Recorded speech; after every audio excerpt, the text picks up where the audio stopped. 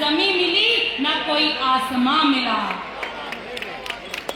मेरे प्यारे सभी तेलुगु और आंध्र प्रदेश के भाइयों और बहनों, आपने इस धरती की अपनी मां मान के सेवा की है और आप सभी अपने सुपरस्टार, अपने चहीते और आज वो देश के प्रखर नेता भी हैं, उनका तहे दिल से पलके बिछा के उनका इंतजार कर रहे हैं।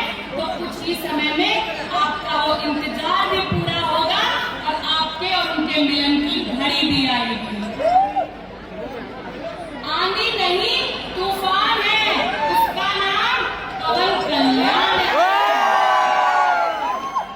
आंधी नहीं तूफान है, उसका नाम आंधी नहीं तूफान है, उसका नाम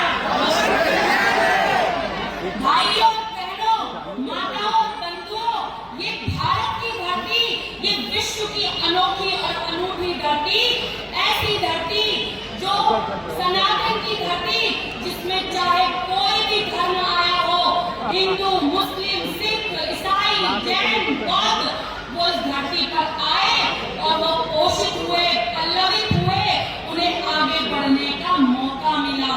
ऐसी धरती है हमारी मातृभूमि, हमारी भारत माता, हमारा वतन भारत। आज हमारे देश की तरफ पूरा विश्व आंखें गड़ा कर देख रहा है। एक समय था जब भारत 1947 में आजाद हुआ था, लेकिन 2014 में अमेरिका के अखबारों में एक खबर छपी कि भारत आजाद हुआ है। 2014 में जाके यूरोप ने यह स्वीकार किया कि भारत आजाद हुआ है, भारत आजाद हुआ है मानसिक गुलामी से। एक समय था जब देश की संसद में खड़े होकर, सुप्रीम कोर्ट में खड़े होकर कांग्रेस के तथाकथित नेता कहा करते थे कि राम काल्पनिक है। क्या आपके लिए राम काल्पनिक है? क्या राम काल्पनिक है?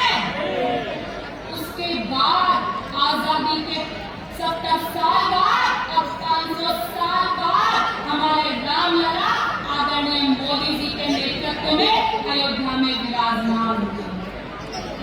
हमारे देश में रामलला के मंदिर का स्वप्न पूरा हुआ। जिन कार सेवकों ने अपने सीने पर गोली खाई, उनका स्वप्न पूरा हुआ। बोलो अंकल या पुलिस को। भाइयों और बहनों, हमारे देश में एक समय था जब भारत का कोई प्रतिनिधि यूरोप में या अन्य देशों में जाता था तो उसे पीछे की पंक्ति में खड़ा किया जाता था।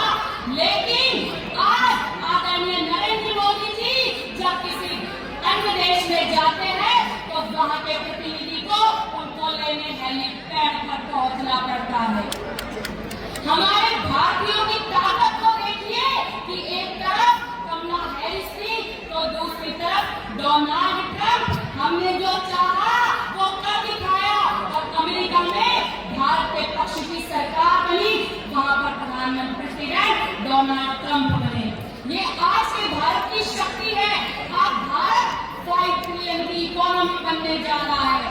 भाइयों बहनों, एक समय था जब माताओं के लाल सीमाओं पर उनका सर काट कर ले जाया जाता था और आज मोदी जी का भारत है जिसमें यदि कोई भारत माँ के लालों की तरफ आंख उठाकर भी देखता है, बॉर्डर लाइन की तरफ भी देखता है, तो हम उसके घर में घुसकर उसको मारते हैं, पूरी की सर्जिकल स्ट्राइक करते हैं और उसे नेस्ता नाबूद कर देते हैं।